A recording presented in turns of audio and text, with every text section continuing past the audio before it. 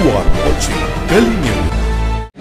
आने वाले जो चुनाव है उस चुनाव की उनके जिले के अंदर, उनके क्षेत्र के अंदर क्या तैयारी है, इसका पूरा ब्यौरा मांगा गया, डिटेल्स ली गई है और उस हिसाब से अब आगे का जो भी फैसला है, हमने जैसा आपको पहले बताया था कि चाहे पंचायत समिति हो, नगर पालिका, नगर परिषद हो, जिला परिषद हो, हम इस बार इलेक्शन लड़ेंगे।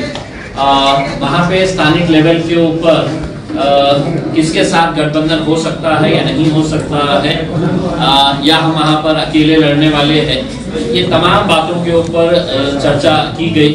महाराष्ट्र की जो मेन बॉडी है उसमें समीर साजिद बिल्डर साहब का ये प्रस्ताव था कि यहाँ पर एक मीटिंग कॉल की जाए और हमारे जितने भी एग्जीक्यूटिव कमेटी के ऑफिस बेयरर्स हैं वो लोग हर डिस्ट्रिक्ट का एक जायजा लेंगे। तो ये मीटिंग उसी का जायजा लेने के लिए की गई थी और मुंबई को छोड़कर महाराष्ट्र के पूरे जिले की बॉडीज को यहाँ पर बुलाया गया था।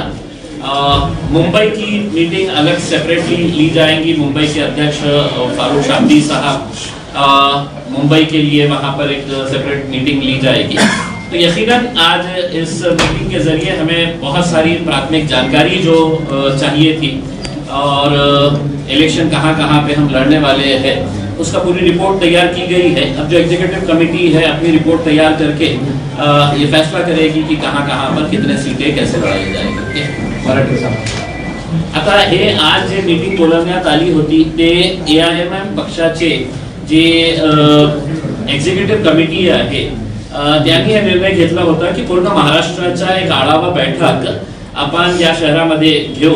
मुंबई वगळता सर्व जिल्ह्यांचे जे पदाधिकारी आहेत त्यांना सगळ्यांना बोलवण्यात आलं होतं आणि आम्ही पहिले ही घोषणा केलेली आहे की आम्ही जिल्हा परिषद, पंचायत समिती, नगर परिषद हे सगळं निवडणूक आम्ही लढणार आहे। तर सगळं जिल्ह्याचा रिव्ह्यू करून एक प्राथमिक जानकारी त्यांच्याकडून जे घ्यायची होती आणि जे पदाधिकारी आहेत त्यांचा स्वतःचा परफॉर्मन्स कसा आहे ते बघण्यासाठी हे मीटिंग बोलवण्यात आली होती। आमचे पार्टीचे जे जनरल सेक्रेटरी आहे महाराष्ट्राचे समीर साजिद बिल्डर्स आहे आणि एक्झिक्युटिव्ह कमिटीचे सगळे प्रमुख पदाधिकारी या मीटिंग मध्ये होते आणि त्यांनी एक रिव्ह्यू घेतलेला आहे आणि ते आता पार्टीला एक आपली रिपोर्ट सबमिट करणार आहे। त्या आधारावर आम्ही निर्णय घेऊ की कुठे किती सीट्स लढायचं आहे। लोकल लेवल पर आम्ही हे निर्णय घेतला होता की कोणाशी आपल्याला अलायन्स करायचं आहे तर ते निर्णय घेण्याचा अधिकार आम्ही जे लोकल स्थानिक लेवलचे जे नेते आहेत त्यांना ते दिलेला आहे आणि स्पष्टपणे सांगतो की जे जिल्ह्यातले लोक आम्हाला सांगतील की आम्हाला हे निवडणूक लढायची आहे, तुम्ही लढा, आम्ही तुम्हाला परवानगी देतो। निकाल नाही आला तर दुसऱ्या दिवशी, निकालाच्या दुसऱ्या दिवशी त्या सगळ्यांना घरी पाठवणार आहे। तर असं नाही आहे की फक्त निवडणूक लढायची आहे म्हणून लढायची आहे आम्ही। तुम्ही निकाल नाही दिलं, तुम्ही पराभव झाले काही हरकत नाही आहे, पण समोरच्या माणसाला 50,000 मतं मिळतील आणि तुम्हाला 1,000 मतं मिळतील तर त्या डिस्ट्रिक्टचे जे जबाबदार असतील, जे प्रभारी असतील त्यांना सगळ्यांना घरी पाठवणार आहे। इतका कडक निर्णय आम्ही घेतलेला आहे कारण मागच्या काही जिल्ह्यातला अनुभव जे होता आमचा ते बरोबर नाही होता। तर आता आम्ही जे निर्णय घेत आहे ते खूप विचार करून आणि ठामपणे हे निर्णय घेण्यात येत आहे। आता महाराष्ट्राच्या लेवलवर अशा कोणत्याही चर्चा सुरू नाही आहे। जशा स्थानिक स्वराज्य संस्थांचे जे निवडणूक असतात मोठ्या पक्षांची सुद्धा एका पक्षाची ताकद एका जिल्ह्यामध्ये असू शकते तर दुसऱ्या जिल्ह्यामध्ये त्यांची काहीही ताकद नसते। तर आम्ही ते जे निर्णय आहे अलायन्सेसच्या बाबतीत ते स्थानिक लेवलचा आणि एक्झिक्युटिव्ह कमिटी जे आहे त्याच्या बाबतीत ते निर्णय करते। लोकसभेला आणि विधानसभेला MIMचा बऱ्यापैकी पराभव झाला। विधानसभेला जे तुम्हाला बऱ्यापैकी मतदान मिळायचं पण तिथे एकच तुमचा उमेदवार निवडून आलेला आहे। असं निराशाजनक वातावरण आहे, तुम्ही जे शिलेदार आहात तुमचा पराभव झाला, असं निराशाजनक वातावरण असताना जिल्हा परिषद पंचायत समितीमध्ये तिकडे EVM वरती शंका आहे, दुसऱ्या बाजूला कुठलाच सहकारी पक्ष तुमच्या सोबत नाही, अशा परिस्थितीत कसं?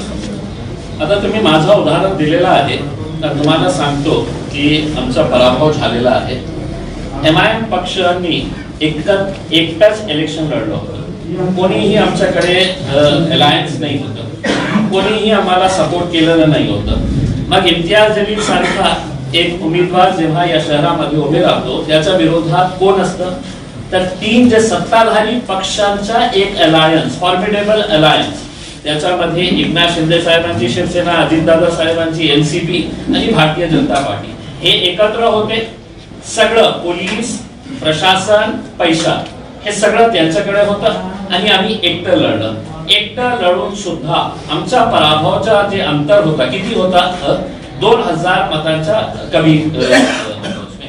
तर अशा परिस्थितीने तुम्ही मला सांगत असेल की आमचा पराभव झालेला आहे, हे आमचा पराभव नाही आहे. लोक आजही आमच्या सोबत उभे आहेत आणि प्रामाणिकपणे सांगायचं असेल तर मी वारंवार ते बोललेलं आहे की आज जे सत्ताधारी पक्ष जे पैशाचा जे वापर करत आहे आणि सगळीकडे उघडकीस झालेला आहे की ते कशा प्रकारचे पैशाचा वापर करून गोरगरीब वस्त्यामध्ये जाऊन विकत घेणारा जे हे आहे वोट, ते कशा प्रकारे त्याचा वापर करत आहे सगळ्यांना माहित आहे.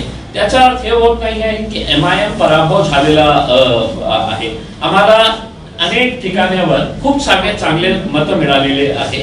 पहिल्यांदा आम्ही 5 वर्षापूर्वी किंवा 10 वर्षापूर्वी जेव्हा MIM होती, आमच्या विचारात नाही होतं की आम्ही कधी जिल्हा परिषदच्या निवडणूक लढू, आम्ही पंचायत समितीच्या इलेक्शन लढू, नगर परिषद साठी आम्ही नगर अध्यक्षाच्या इलेक्शन लढू करते. पण मागच्या अनेक वर्षामध्ये ज्या कार्यकर्ते आमच्याशी जोडलेले आहे, जे लोक जोडलेले आहे आणि जे महाराष्ट्रामध्ये सध्याची जी परिस्थिती आहे, कमी लोकांना इतका विश्वास आहे की MIM पक्ष जिंकल्यानंतर, त्यांचा उमेदवार जिंकल्यानंतर ते भारतीय जनता पार्टीच्या मांडीवर जाऊन बसणार नाही, की दुसऱ्या पक्षामध्ये जाणार नाही आहे. ते आमच्याकडे जे आहे ते आहे.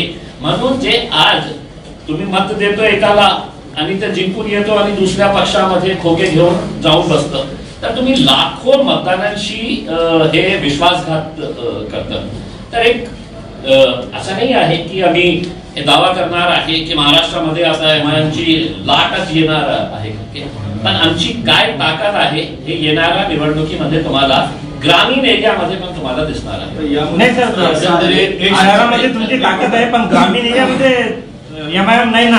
आपल्याला हेच वाटत होतं ना, मलाही हे वाटत होतं 10 वर्षापूर्वी, 5 वर्षापूर्वी मलाही वाटत होतं की MIMच्या ग्रामीण एरियामध्ये काही ताकद नाही आहे. म्हणून मी बोलताना शेवटच्या जे ओळी मी बोललो ते काय बोललो की निवडणुकीच्या नंतर तुम्हाला कळेल की ग्रामीण एरियामध्ये ही MIM कितपर्यंत पसरलेला आहे, पोचलेला आहे करके. निवडणूक होईल तुम्हाला दुसऱ्या भानगड अशी आहे की लोकसभेला जसं जे मुस्लिम धर्मगुरू आहेत किंवा मुस्लिम संघटना आहेत त्यांनी काँग्रेसला मतदान करण्याचं आवाहन केलं होतं काही MIMची ठिकाणं वगैरे. तर आणखी त्याच्यामध्ये दुसरा भाग असा आहे की MIM अजूनही मुस्लिम मतांच्या पलीकडे गेली नाही, म्हणजे मुस्लिमांव्यतिरिक्त दुसरी जी मतं आहेत ती MIMला पडत नाही. ही एक अडचण आहे. ह्या अडचणीच्या काळात तुम्ही कसं बघा, आता बिहारच्या निवडणूक जे होत आहे, आम्ही एक राजपूत समाजाच्या कॅन्डिडेटला आम्ही तिकीट दिलेले आहे, 2 दलित समाजाच्या कॅन्डिडेटला उमेदवारी दिलेली आहे, OBC समाजातल्या कॅन्डिडेटला आम्ही इथे दिलेलं आहे. आणि आपल्या शहराच्या बाबतीत बोलायचं असेल तर या शहरामध्ये ही जेव्हा आम्ही पहिल्यांदा निवडणूक लढली तर किती आम्हाला SC कॅन्डिडेट्स आम्हाला जिंकून आले होते, OBC महिला आमच्या पार्टीतून निवडून आली होती. हे मी 10 वर्षापूर्वीची गोष्ट बोलतो आपल्याला. आता या 10 वर्षामध्ये खूप सारा परिवर्तन झालेलं आहे. खूप सारे जातीचे लोक, आणि प्रमुख उदाहरण मीच आहे ना, माझ्या लोकसभामध्ये मी कधीही दावा करणार नाही मला फक्त मुस्लिमांचं मत मिळाले होते. जे शिक्षित युवा होते, युवती होती, त्यांनी सगळ्या जाती धर्माच्या लोकांनी मला मतदान केलं. आता चांगले कॅन्डिडेट दिल्यानंतर आज इम्तियाज जलील आहे, इम्तियाज जलीलच्या व्यतिरिक्त 2 चांगला कॅन्डिडेट उभं केलं तर त्यांनाही मतदान करते. पण ते ग्रामीण भागामध्ये निर्णय मतदान नाही. तर तुम्हाला मी काय म्हटलं की मुस्लिम समाजाने फक्त मतदान देण्याचं काम करायचं का? आता आम्हालाही हे निर्णय घ्यायचा आहे की आम्ही चांगला कॅन्डिडेट दिलं तर मागच्या 75-76 वर्षामध्ये मुस्लिम समाज दुसऱ्या समाजाच्या लोकांनाही मतदान करत होतं ना. आता वेळ आलेली आहे की आम्हाला दुसऱ्या समाजाची लोक ही आमच्या बाजूने उभे राहतील, आम्हाला मतदान करतील. साहेब तुम्हाला काय वाटतं कोणत्या पक्षाची इच्छा आहे तुमच्याशी युती व्हावी म्हणून? मला असं वाटत नाही कोणत्याची पक्ष इच्छा आहे. तुमची इच्छा काय? बघा तयारी आमची एकला चळवळीची आहे आणि अनेक जिल्ह्यामधून असे प्रस्ताव येत आहे कि साहब ये शहर के अंदर ये एक आघाड़ी बन रही है, वो आघाड़ी आपके साथ अलायंस करना चाह रही थी. आता ते स्थानिक लेवलच्या नेत्यांना माहित आहे की लोकल लेवलवर कोण प्रभावशाली आहे, आपल्याला फायदा कोणाशी होऊ शकतो. पण मोठ्या पक्षांची जी आज परिस्थिती आहे, मोठ्या मोठ्या पक्षांच्या बाबतीत बोलतो तर सगळ्यांना असं वाटतं की बाबा हे अलायन्स आपल्याला यांच्याशी करण्याची आवश्यकता आहे. कारण सगळ्यांना असं वाटतं की आपली ताकद इतकी आहे नाही. भाजपला असं वाटतं की एकनाथ शिंदेने जिंकू नये, एकनाथ शिंदेना असं वाटतं की अजित पवारांची सीट माझ्यापेक्षा जास्त येऊ नये, अजित पवारांना असं वाटतं की हे दोघांची माझ्यासोबत माझ्या हे जास्त सीट्स येऊ नये. एकामेकांचं त्यांचं जे हे चाललेलं आहे ना, आता काँग्रेस एकटं लढणार आहे का एनसीपी सोबत लढणार आहे, शरद पवार साहेब ऐनवेळी काय निर्णय घेणार आहे हे कुणालाही माहित नाही. Very good. तो पिछले चुनाव में जो है सिंगल वार्ड थे महानगर पालिका में औरंगाबाद, अभी इस बार जो है प्रभाग है, तो आपको नहीं लगता है इसमें चुनौती है जमायत के सामने? बघा काय आहे की मागच्या लोकसभेचं एक उदाहरण देतो. असे उमेदवार लोकसभेमध्ये जिथे वोटिंगची संख्या 20-20 लाख असतं, या इलेक्शन मध्ये असे चिल्लर चाललर 300, 200, 100 वोट घेणारे लोक उभे होते. तर स्थानिक स्वराज्य संस्थांमध्येही असंच व्हायचं की कोणीतरी उभे राहतं, मग तिकीट घेतल्यानंतर फॉर्म भरल्यानंतर त्यांना काही तडजोड करायचे असतं की बाबा तुम्ही बसा मी तुम्हाला पैसे देतो. हे सगळे धंदे जे सुरू होते ना, बहुतेक आता प्रभाग आल्यामुळे हे जे छोटे मोठे जे धंदा करणारे जे इलेक्शनच्या वेळी दर 5 वर्षांनी धंदा करणारे जे लोक आहेत ते लोक संपतील. आता हे जे लोक आहेत जे लोकसभामध्ये उभे होते ते तुम्हाला आमदारकीमध्ये तेच लोक आणि तेच कॉर्पोरेटरलाही तेच लोक उभे राहणार आहे, कारण त्यांनी धंदा केलेला आहे. आता एक की मी फॉर्म भरणार आणि माझ्याकडे 50 वोट आहे, तर माझ्या 50च्या हिशोबाने तुम्ही काय पैसे देणार आहे मी मागे घेतो. 2026 के पदवीधर के बारे में कैंडिडेट के बारे में क्या इरादा है? अभी हमने इसका कुछ फैसला नहीं लिया है. जे प्रभाग बनलेले आहेत ते प्रभाग जे आहेत सत्ताधाऱ्यांनी आपल्या हिशोबाने बनवले आहेत. सीट निवडून येऊ नये. आम्हाला हे माहित होतं कोणतीही कोणाचीही सरकार असू द्या ते आपल्या हिशोबाने ते सगळं गेम सेट करतात आणि याच्यामध्ये ही आम्हाला माहित आहे कुठे त्यांची मीटिंग होती, कुठे कोण कोण लोक बसले होते, कशा प्रकारचे ड्राफ्टिंग करत होते. पण आपल्या शहराचा आपण भूगोल जॉग्राफी बघितलं नव्हते. तुम्ही माझ्या 2 गल्ली इथून काढा, 2 गल्ली इथून काढा, जिंकणार आणि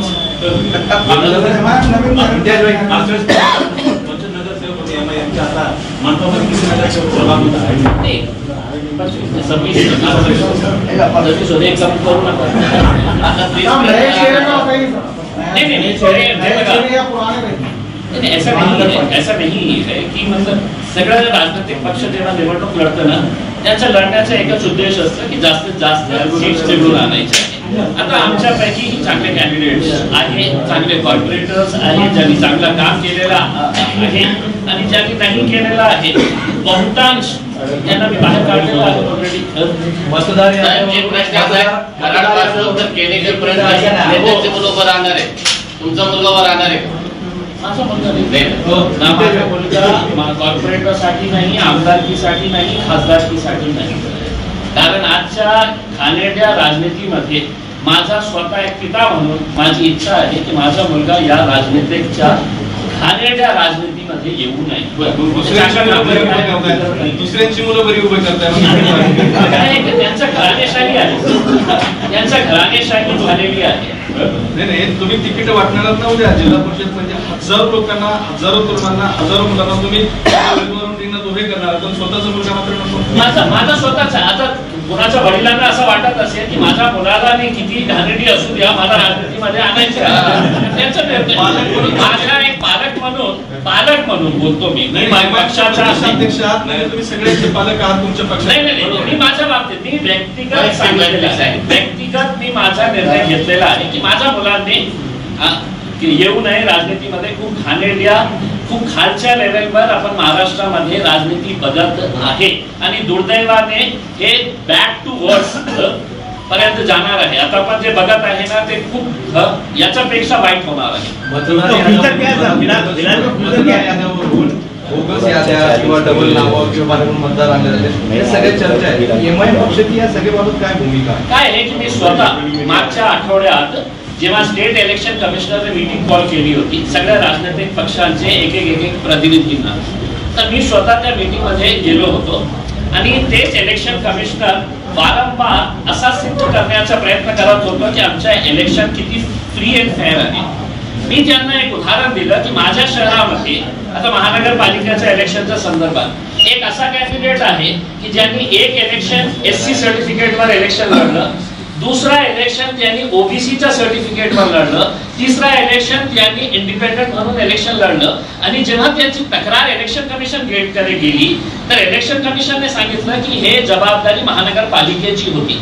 महानगरपालिका हे बोलत होती की नाही आम्ही फक्त एक्झिक्यूट करणारे आहे, निर्णय घेणार आहे इलेक्शन कमिशन. तर मी म्हटलं की जोपर्यंत तुम्ही ह्या प्रकारचा निर्णय घेत नाही, आता हेच इलेक्शन कमिशनने रूल केलेला आहे की 2 मुलांचं किती असे लोक आहे की ज्यांना 4-4, 5-5, 6-6 मुलं आहेत, पण इलेक्शन साठी ते 2 मुले दुसऱ्याला देऊन टाकतात इलेक्शन. हे सगळ्यांना माहित आहे का नाही?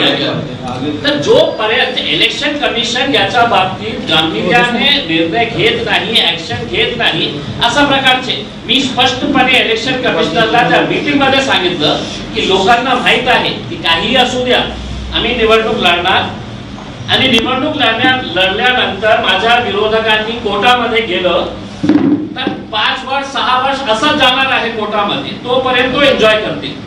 म्हणजे माझ्याकडे इतके पुरावे भारतीय जनता पार्टीचे कॅन्डिडेट अतुल सावेंच्या विरोधात होते, इतके पुरावे होते की एका सामान्य माणसाला मी त्याला दाखवले असते तर त्यांच्या इलेक्शन रद्द व्हायला पाहिजे होतं.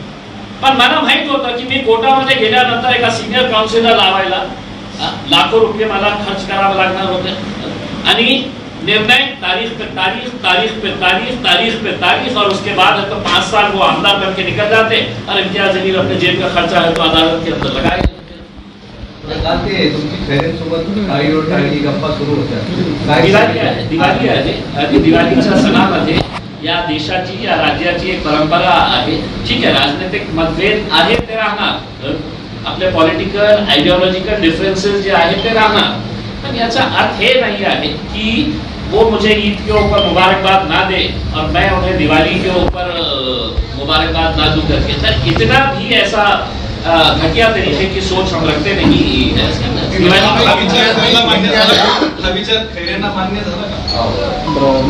त्या दिवशी जेव्हा मी खैरे साहेबांना भेटलो तर ते हिरव्या रंगाचा कुर्ता घातलेले होते. मला सर ये कितना रंग आपके ऊपर कितना अच्छा लग रहा है करके. म्हणजे आप तुम्ही समोरच्या माणसाला कशा आपल्या एक संदेश देतो. ठीक आहे, राजनीतिक जे भांडणं आहे तो सुरू राहणार आहे. त्यांच्यापूर्वी महाआघाडीमध्ये मनसेला प्रवेश दिला, आता काय आहे की मी जेव्हा आम्ही सुरुवातीपासून हे बोलतो की MIM पक्ष इज लाईक अनटचेबल, अछूत आहे. आम्ही कोणी आम्हाला हात लावायला तयार नाही आहे. बिहारमध्ये आम्ही 5 सीट जिंकलो होतो आणि 5 सीट जिंकल्यानंतर आम्ही यावेळी इंडिया अलायन्सला मागितलं होतं फक्त 6 सीट्स. आम्ही तुम्हाला 6 सीट द्या, जे जिंकलेले 5 सीट्स आहे आमचे, आणि एक ऍडिशनल सीट जिथे आम्ही 2 नंबरवर आले होते ते द्यायला तयार नाही होते. आम्ही वारंवार चिठ्ठ्या दिले, वारंवार त्यांच्या घरी जाऊन पत्रकार परिषद घेऊन आपल्या मार्फत त्यांना सांगितलं की आम्हाला फक्त 6 सीट्स द्या.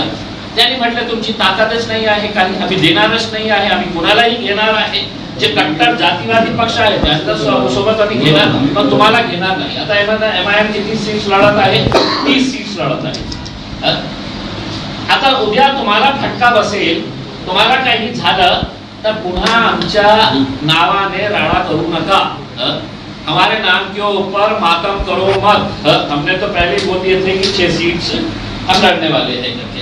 आता हे सगळे जे लोक आहे ना, राज साहेबांचं भाषण आहे का की काँग्रेसवर कसा तुटून पडत होते ते, एकदा भारतीय जनता पार्टीचे नरेंद्र मोदी साहेबांच्या बाबतीत कितीही चांगलं बोलत होते, नंतर किती वाईट बोलत होते। आता हे सगळे लोक एकत्र येणार आहे कारण त्यांना सगळ्यांना माहित आहे कि अकेले में हमारी कोई ताकत नहीं है, हमको किसी ना किसी का सहारा लगेगा करके। अगर हिम्मत कर रहा है कोई आज के दिन कि अकेले लड़ने की ताकत हमारे में है तो वो AIMIM। बरं, तुम्ही बिहारचा किस्सा सांगितला 30 सीट आणि 5-6 सीट, तुमची दखल न घेणाऱ्या अशा एका पक्षाला धडा शिकवण्याच्या नादात तुम्ही दुश्मनांचे हात बळकट करताय। आम्ही ठेका नाही घेतलेला आहे। आमच्यासाठी जे भाजप आहे तेच काँग्रेस आहे, तेच RJD आहे। मुस्लिमांचं पॉप्युलेशन तुम्ही बघितलं बिहारमध्ये तर तुम्ही एक ठीक आहे सोडून द्या की जे 5 सीट्स आम्ही समजा एकही सीट जिंकलं नसतं आणि आम्ही 6 सीट्स मागितलं असतं तर कोणीही आम्हाला हाकलून दिलं असतं की तुमची ताकदच नाही आहे।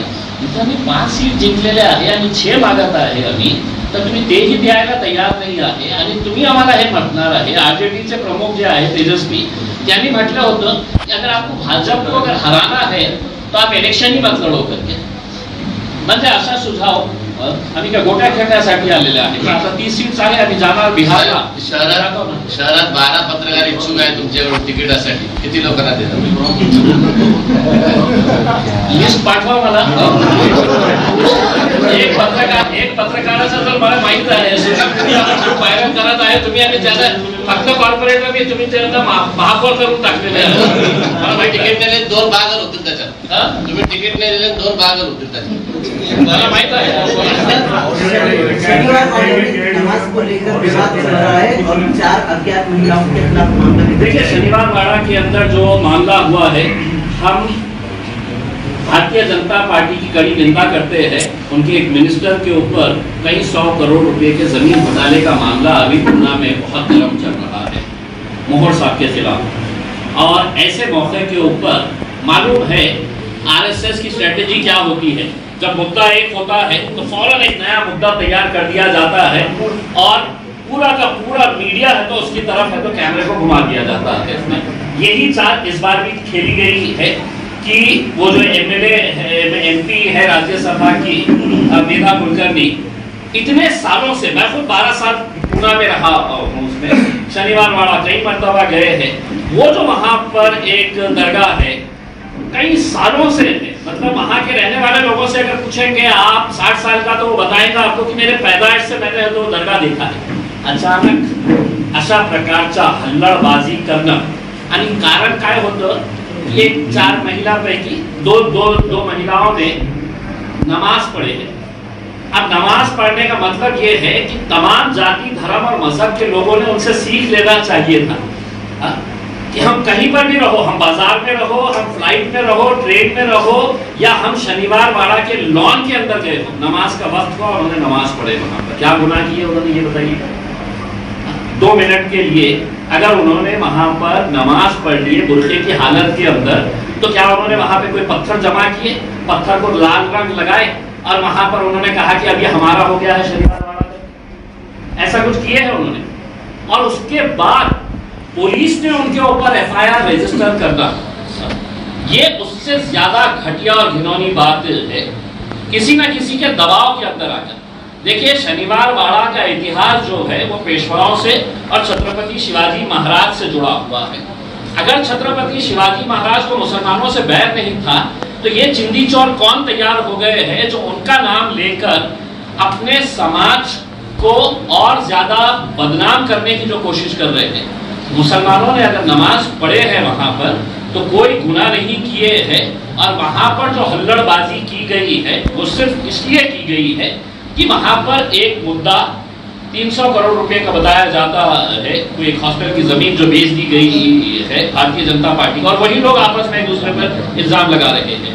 तो उसको डाइवर्ट करने के लिए RSS की जैसी स्ट्रैटेजी रहती है कि फौरन मुद्दे को ढकेल दिया जाए करके। अब वो मुद्दे के बारे में चर्चा हो रही, क्या किसी ने मुझसे ये सवाल किया है क्या कि साहब वो वहाँ का जमीन का घोटाले का, मुद्दा क्या हुआ, आपने सवाल क्या किए कि साहब वो मस्जिद का, यही एग्जैक्टली नमाज का जो मुद्दा है वो उसको भटकाने के लिए किया गया है। हम पुणे पुलिस से अनुरोध करते हैं कि ये जो आपने भारतीय जनता पार्टी के दबाव में आकर ये जो महिलाओं का के ऊपर आपने एफआईआर रजिस्टर किया है, ये पहली मर्तबा ऐसा हुआ है, मैं नहीं समझता हूँ। आज अगर आप मकबरे में चले जाए, दौलताबाद में चले जाए, कई नमाजी है, एयरपोर्ट के अंदर, फ्लाइट के अंदर अगर नमाज का वक्त होता है तो पढ़ लेते हैं, 2 मिनट लगता है। ये कुछ सीखिए दूसरे समाज के लोगों से। मस्तानीनं पण नमाज पढ़लाच होता। हमारा तो यही कहना है मस्तानी पढ़ा कितने टाइम वहां पर मस्तानी ने नमाज पढ़ी होगी, ये उस वक्त तो किसी को कोई परहेज नहीं था। लेकिन ये नए नए जो अभी चिंकू पिंकू जो आ गए हैं ना, जो हिंदुत्व का अपना ये कि हिंदुत्व का पूरा बोझ जो है वो मेरे कांधों के ऊपर है, उसमें वो महिला एमएलए है जो बार बार ऐसे मुद्दों को लाकर कहीं न कहीं मीडिया के अंदर वो अपने आप को आगे बढ़ाने की कोशिश कर जो घोटाले का मामला सामने आ रहा, जो घोटाले का मामला सामने आ रहा 300 करोड़ का, क्या उसके अंदर कुछ आप सामने लाएंगे? नहीं, मेरा नहीं है। देखिए, आप पिछले 3-4 दिनों का पूना के अंदर 1 हफ्ते का आप समझ लीजिएगा कि किस तरीके से वहां के एक एमएलए ने आरोप लगाया कि ये मंत्री का कैसा है, इसके अंदर इन्वॉल्वमेंट है करके। मुरलीधर मोहोर जो सिविल एविएशन के स्टेट मिनिस्टर हैं, उनका हाथ किस तरीके से है करके भारतीय जनता पार्टी के तो उनको क्या मिला?